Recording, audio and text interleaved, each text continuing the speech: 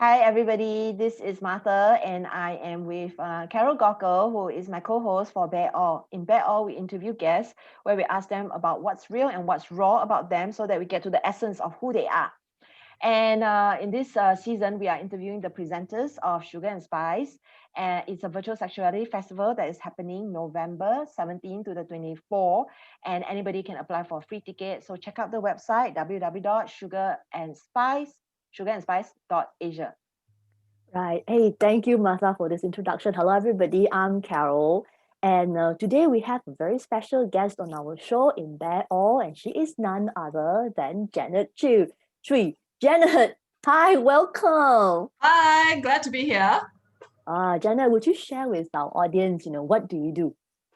Okay, so I do a few things, but here I am kind of in my home studio. So I do paint, I'm an artist, I also write, and I am interested in tarot and astrology. That I've been studying these two things for some time already. So I'm going to be like presenting the astrology side of me for Sugar and Spice.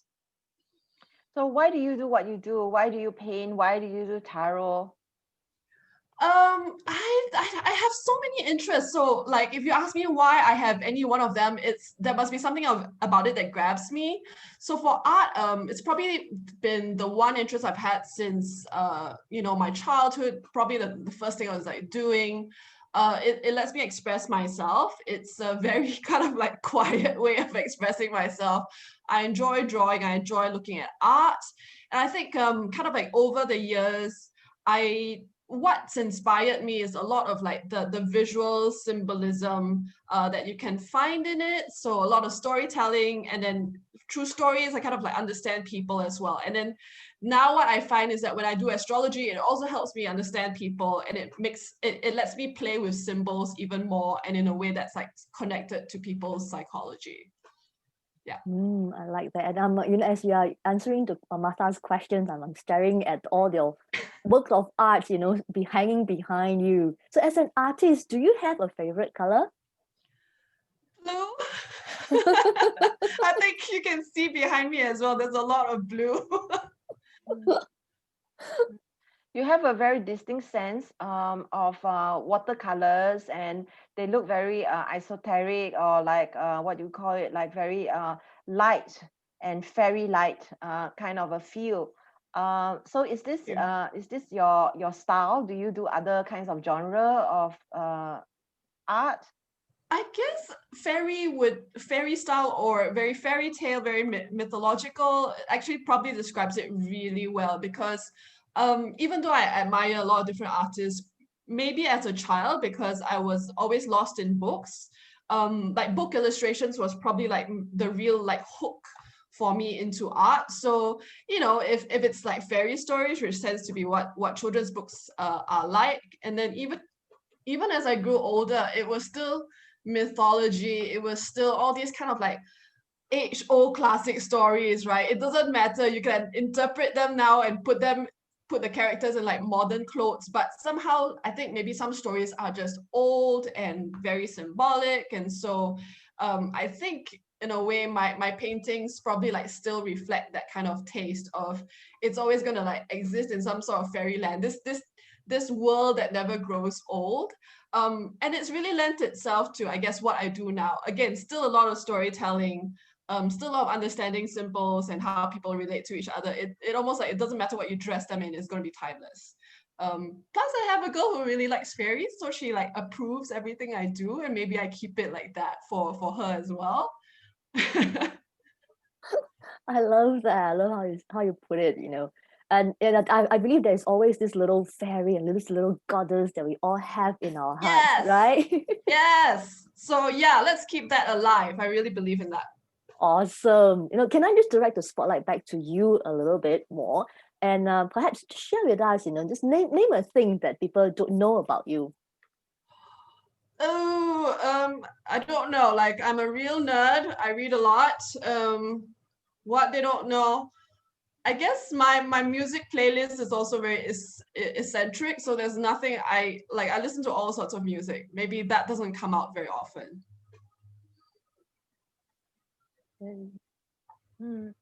So are you self-taught, or you took some courses to do what you do now? A combination. Definitely took art for a lot of my education history. Got a lot of kind of like art teacher horror stories actually. Because it's interesting. I still hear about these art teacher horror stories. So um right now part of the work I do is also in a museum, and it's interesting to work with kids and to hear about how they have art teachers like, you have to do things this way, this is the right way to paint. So in a strange way, it's like, yes, I went through art classes, I had art teachers, they would want me to do something, and then if I still had that very strong push to do something else that they had not taught me, that I was like determined to do. Um, I think it's a combination of both, like what the teachers try to get you to do, and then the rest of the time. I think especially if someone's kind of determined to get a certain visual result, they're really like driven in that way as an artist. They are totally going to be self-taught. They're going to do things that, it's like learn the rules and then break them. Is a good thing for artists. Oh, I love that. Learn the rules and then break them. So, what's your guilty pleasure? Oh, dessert, like if you put any dessert in front of me, I can't resist.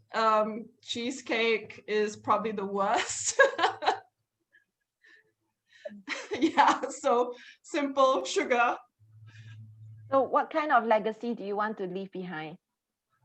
Um, I think the biggest thing for me is it's almost like follow your bliss. If you really do what you enjoy and you keep discovering things that you enjoy and you keep challenging yourself to, what is possible for me to do with this new skill or this new thing that gets me excited. It's just a joy of like being when you find things that you really like.